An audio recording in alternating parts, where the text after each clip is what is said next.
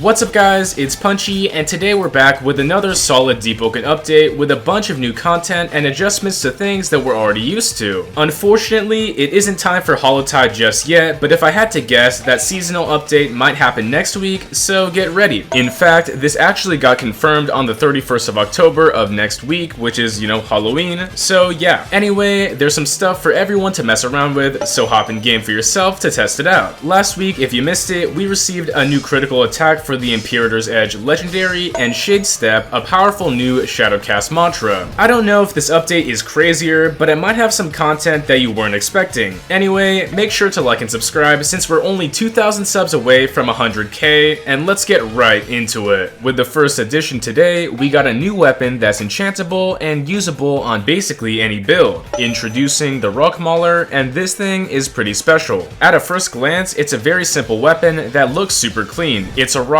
strapped onto a stick and it has that aura, but also if you have enchants you can use them since it's not legendary. Anyway, the M1s for this weapon are normal and not out of the ordinary, but it pops off with two special crits. The normal critical attack sends the user forward, shoulder charging into the enemy, and this knocks them down and sets up combos. On the other hand, if you jump you can do something crazy with a new jumping crit. With this jump crit, we slam opponents with a small hop and smash them down into the ground with a high damage explosion. Overall, this weapon seems flexible and fun to use, and I hope you check it out. Starting off with some well-awaited Oath visuals, there's finally new icons to separate each Oath from the rest. Found on their talent cards, there's new art for each specific Oath, and I'll show them all. Starting alphabetically, we have Arc Warder. This Oath is known for its plasma abilities and defense, and the Oath icon represents what we see from the front of the mask. I'm not gonna lie, this is probably my favorite since it legit just is the arc suit and it's very straightforward. Next, with Blade Harper, the Shikai Oath revolving around your weapon alone is represented pretty well. With a simple blade surrounded by some slashes, it makes sense conceptually for this Oath. It's simple and clean. Moving forward onto Blind Seer, it's the OG Oath that shuts down nonsense, and of course we see the Blind Seer symbol. This is pretty valid and works for Blind Seer's no nonsense gameplay and theme. Following this up with Chain Warden, a fairly new Oath about restriction and lockdown, we got some chains. This makes sense, it's a chain icon, but I kinda don't like how the chain is breaking away. I mean, the Oath is all about shutdown and slowing people, and breaking those chains isn't something that you want to happen. Anyway, onto Contractor, the puppet masters themselves, we gotta see some strings. As shown, the symbol is a cool representation of somebody being controlled by the Ministry. I don't know if these are your targets or it's you, but somebody's being controlled. For Dawnwalker, the Moon's Eye Light Magic Oath, it's pretty iconic in the current day Deepwoken. For this icon, of course, we see the Moon's Eye by itself, which does make sense for a recognizable Oath like Dawnwalker. And for Fade Trimmer, the meme legend, it's known for cutting hair and using scissors. Once again, with another basic Oath icon, we show off our legendary scissors that make some pretty crazy drip. Moving on to Jet Striker, the super fast Oath that's all about speed control and becoming one with the wind. This icon looks pretty clean and different. So the winds wrap your ankle as you master them entirely, and it's pretty complex. Next up, with Link Strider, we see a lot of reference to those linked chain orbs on our character. The talent card itself puts a lot of focus on these dots, and it kinda reminds me of a solar system, and that makes sense. Now, with Oathless, I really enjoy what they did with this Oath. With art of branching paths and lines, we truly have unlimited options, which is not what I expected for the anti-Oath Oath. It's super cool and interesting for the lore. Moving on to Salt Chemist, I'd expect something cool based on chemistry. Sure enough, one of our vials is shown with the unlimited experimental potential that the Oath brings. For Silent Heart, a very recognizable Oath that was recently reworked, it's not too hard to guess, but the tattoo markings shown in game really set it apart, and the Oath icon recognizes that. I also enjoy how they simplified its design, and this is cool. Next, with Star Kindred, the Celestial Oath is all about becoming an angel and slaying gods. Surprisingly, I was expecting wings or the circle around your neck, but we do have a special reference to that chained up Celestial where you first obtain the Oath. It might be a bit confusing, but it's a large part of the Oath's lore. And finally, with the last, we have Vision Shaper, molding the world through illusion with your own hands. Essentially, we have the illusory eye and our hands shown through this design. So it works and it's cool. So for right now, that's about it for the new Oath icons. But for future Oaths, I'd expect one specifically for everything new. Moving forward, we now have a new game mode for Deepwoken overall. This is what we're calling War Servers, and they're simply just that. This is a server without any any spawning mobs or NPCs to reduce your ping, just hands to be thrown with other players. You can either join one of these servers from the server list or interact with a bell inside to align yourself in the war. As grips increase during this war, the prize pool increases per fight, and that's pretty cool. Once you interact with this, you should see an icon above your head with your guild, and now it's time to start fighting. Onto something huge for PvE players. There have been buffs around the board coming to Hell mode. Previously, in a recent update, you could finally spawn this event with less than 5 players, and now there's even better accessibility and loot. To start, say goodbye to that super old dark red glow that obscured everything. It's finally been lessened in this update. Besides this, for loot, knowledge gained on completion has been bumped up to 20, which before it was just 1, and that's kinda crazy. Further onto loot, Hell mode completion chests have been filtered, removing some of the trash loot, and also every single piece of loot is 2 stars or better, so that's cool. I don't know about you, but Hell mode is really buffed up due to these changes.